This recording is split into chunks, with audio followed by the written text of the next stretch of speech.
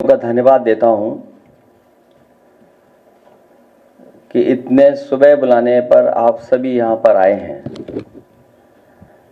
हालांकि चुनाव खत्म हो चुका है और बहुत सारे एग्जिट पोल तरह तरह की जानकारी दे रहे हैं। मैं आपके बीच में आपके माध्यम से कुछ बातें रखना चाहता हूं।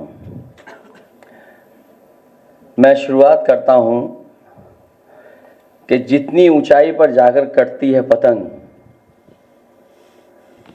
उतना ही बड़ा होता है उसका पतन। भाजपा कई दोषों के लिए जिम्मेदार है। सामाजिक रूप से भाजपा ने देश में सौहार्द बिगाड़ा, भाईचारा खत्म किया, जाति के खिलाफ जाति, संप्रदाय के खिलाफ संप्रदाय लड़वाया, संविधान द्वारा दिए गए आरक्षण को साजिशन खत्म करने के लिए बेरोजगारों से छल किया, पेपर लीक कराए, देश के लिए आगे बढ़कर लड़ने वालों की बहन बेटियों के लिए जानबूझकर अपने मंत्रियों से अपशब्द कहलवाए, महिलाओं के प्रति अपराध बढ़ाए, मणिपुर हाथरस महिला पहलवान, पिछड़े दलित अल्पसंख्यक व आदिवासियों पर अत्याचार और सबसे खराब व्यवहार किए जाने के लिए रिकॉर्ड बना। आर्थिक रूप से इलेक्टोरल बॉन्ड का ऐतिहासिक भ्रष्टाचार किया। इलेक्टोरल बॉन्ड के माध्यम से पैसा कमाने के लिए मुनाफाखोरी को बढ़ावा दिया, जिसने महंगाई को बढ़ाया। अपने फायदे के लिए भाजपा ने जनता पर बेतहाशा महंगाई थोप दी। नोटबंदी से व्यापार कारोबार चौपट कर दिया। भ्रष्ट जीएसटी से छोटे दुकानदार तक को मंदी का शिकार बना दिया।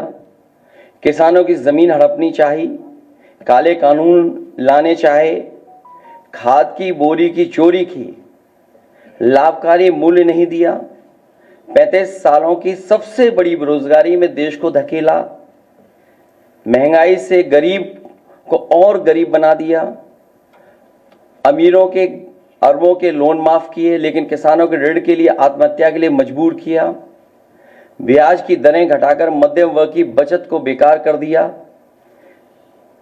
बैंकों में तरह तरह के चार्ज और पेनल्टी से लोगों के खाते दीमक की तरह अंदर ही अंदर खा गए, बैंक लॉकरों के नाम पर जिम्मेदारी से पल्ला झाड़ लिया, नैतिक रूप से चंदे तक का पैसा खा गए, केयर फंड के नाम के आगे पीएम के नाम का इस्तेमाल करके बाद में हिसाब देने से मना कर दिया, अपराधियों को शामिल करने, उनके कृत्यों पर पर्दा डालना, जैसे मणिपुर में अपने संगी साथियों द्वारा बेटी के साथ मानवीय व्यवहार में, बीएचयू छात्र अभद्रता कांड में, खीरी किसान हत्याकांड में, हाथरस की बेटी के बलात्कार हत्या व कानपुर देहात कांड में जहां मां बेटी को झोपड़ी में जिंदा जलाकर मार डाला।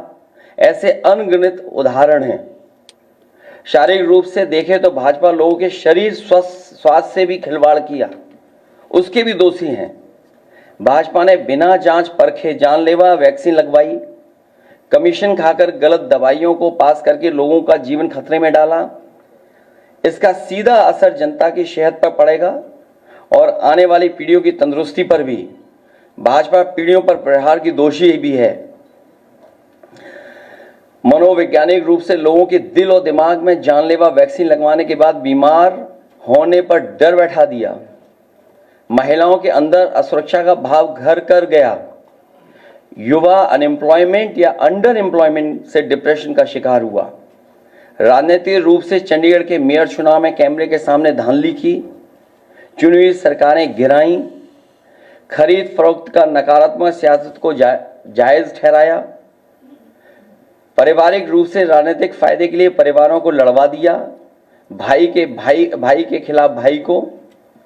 मानसिक रूप से भाजपा ने अपने ही समर्थकों को हिंसक बनाया, मॉब लिंचिंग को मानसिक रूप से सही ठहराने की साजिश की, आपराधिक रूप से ऐसे लोगों को मंत्री पद दिया और बनाए भी रखा जिन्होंने किसानों की हत्या की, जो महिलाओं पर अत्याचार शोषण के दोषी हैं। न्यायालय तक में अपने लोग पिछले दरवाजे से सेट किए, न्यायाधीशों से खुलकर एक विचारधारा विशेष के लिए बयान दिलवाए, न्यायाधीशों को राजनीतिक पदों पर लालच देकर कानून तक को अपनी भ्रष्ट सोच से मैला कर दिया। यही काम यूनिवर्सिटी, कॉलेज, स्कूलों में किया। नौकरशाही में लेटरल एंट्री के बहाने यही धांधली की। योजना आयोग खत्म किया। ED, CBI, IT, income tax को सरकार बनाने, बचाने और चलाने के लिए इस्तेमाल किया। झूठे आंकड़ों से देश और दुनिया को छला, जिससे अंतर्राष्ट्रीय स्तर पर भारत को विकासशील देशों की श्रेणी से बाहर करने की बात से देश की शर्मिंदगी झेलनी पड़ी। विदेशों में बैठे भारतीयों को अपमान झेलना पड़ा। दुनिया में डंका बजाने की बात करने वालों का ही ढोल पिट गया। विकास व रोजगार के झूठे आंकड़े देकर ठगा। संवैधानिक रूप से संविधान को पहले कमजोर करने पर बदलकर धीरे धीरे खत्म करने की साजिश ही नहीं, अपने लोगों से शरेआम कहलवाया भी। लोकतांत्रिक रूप से जनतंत्र को मनतंत्र में बदलने का दुस्साहस किया।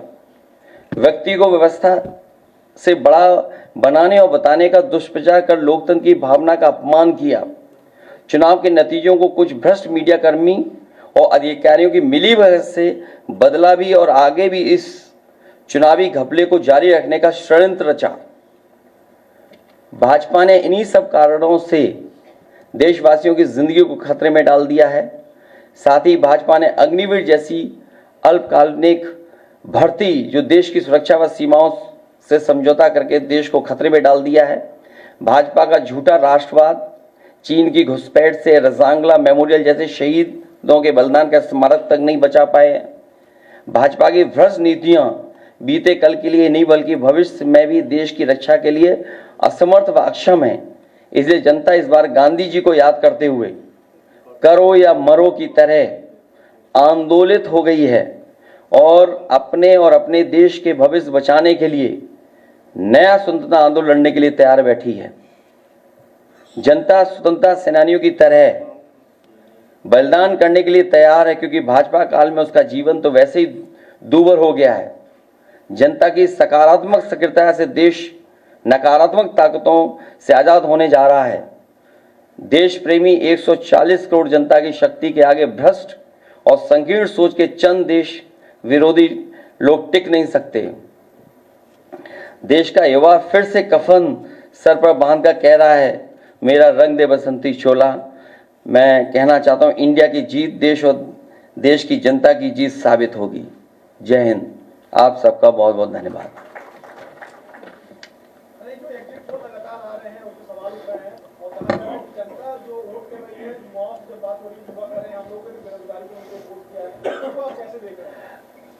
हम और आप पूरे जनता के बीच में थे पूरे चुनाव भर, और इतनी तपती हुई गर्मी में, भीषण गर्मी में लोगों ने इस लोकतंत्र को, संविधान को मजबूत बनाने के लिए मतदान किया।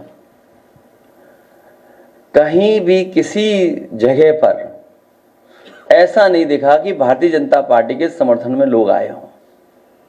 उनके टेंट खाली थे, मैदान खाली थे, और इसमें से कई साथी ऐसे जो एग्जिट पोल में शामिल हैं, वो और उनकी संस्थाएं भारतीय जनता पार्टी के लिए बूथ मैनेजमेंट का भी काम करती हैं।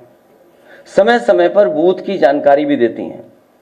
जो सवाल हमसे आप पूछ रहे हैं, वो सवाल मेरे मीडिया कर्मियों से ये भी है कि उन लोगों से भी पूछें कि जो एग्जिट पोल वाली संस्थाएं और एजेंसियां हैं, क्या वो भारतीय जनता पार्टी के लिए पिछले कई वर्षों से कैसे करेंगे आपके ये लोग अलग रहे। अगर जरूरत पड़ी इन लोगों की आपको, तो आपको अच्छे संबंध से कहीं ऐसा तो नहीं, अगर वो आप उनसे कहें कि आप हमारे साथ जुड़िए, कुछ सीटें कम पड़ती हैं तो प्राइम मिनिस्टरशिप के लिए आपको चेहरा बनाने की बात करें। अच्छा ये बताओ, यहाँ बैठ करके मना कौन करेगा, ये बताओ। बात सही है, बिल्कुल बात सही है। ये होने दो, अब जो होगा वो अच्छा ही होगा। आप प्राइम मिनिस्टर बने और आप वहाँ पे इंटरव्यू लें, आपका प्राइम मिनिस्टर हाउस, सबसे पहले आपको इन्वाइट किया जाएगा। चुनाव खत्म हो गया है और NHI ये क्यों बता दे, आपके स्वास्थ्य बेहतर हो इसके लिए अमूल ने भी अपने दूध की कीमत बढ़ा दी है। आपका स्वास्थ्य बेहतर हो इसलिए अमूल के लोगों ने भी कुछ 2 रुपए बढ़ा दिए हैं। अब पराग भी बढ़ा देगा। तो आखिरकार इसीलिए मैंने कहा कि इन्होंने अपने लोगों को मुनाफा कमाने के लिए महंगाई का बढ़ाने का काम किया है, अपने लोगों को मुनाफा कमाने दे रहे हैं। आखिर मुनाफा किसके पास जा रहा है? मुनाफा और महंगाई का हमने हमेशा उदाहरण दिया, याद होगा आपको, पार्ले जी बिस्किट पैकेट का, कि उन्होंने अपना मुनाफा कम नहीं होने दिया, चाहे उन्हें पैकेट का बिस्किट हटाना पड़ जाए।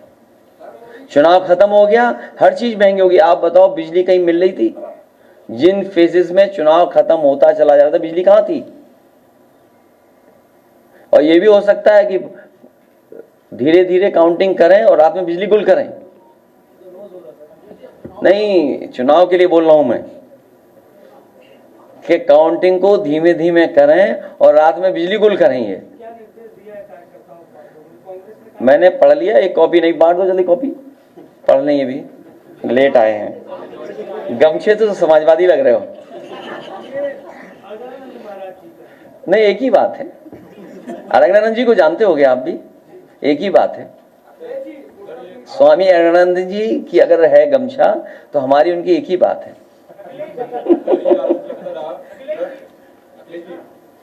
आपका एग्जिट पोल क्या कहता है कि उत्तर प्रदेश में इंडिया गठबंधन को कितनी सीटें मिल रही है? हमारा एग्जिट पोल ये कहता है कि सबसे ज्यादा सीटें इंडिया गठबंधन उत्तर प्रदेश में जीतेगा।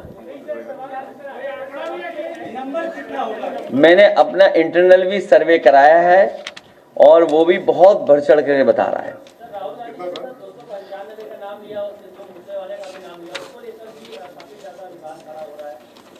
इसमें क्या विवाद है? एग्जिट पोल ने अपना 400 सही करने के लिए कितनी गिनती बढ़ाई है? सर, आप तो आरोप लगाते रहे कि योगी जी जो है वो मुख्यमंत्री नहीं रहेंगे। मोदी जी कह रहे हैं कि मोदी और योगी की जोड़ी बिक रही है, क्या कहना चाहिए?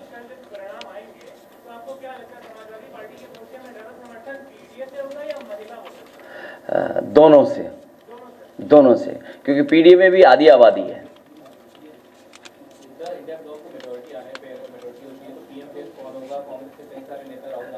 मैंने कई मौकों पर कहा, जब आप लोग फील्ड में सवाल ये पूछते थे, सवाल फेस का नहीं है, दिल और दिमाग अच्छा होना चाहिए।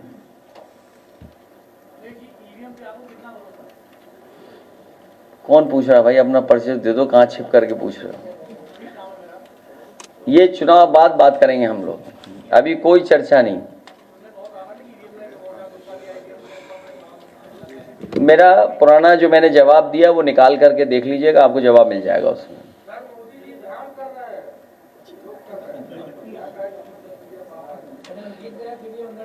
चलिए, आपका बहुत धन्यवाद।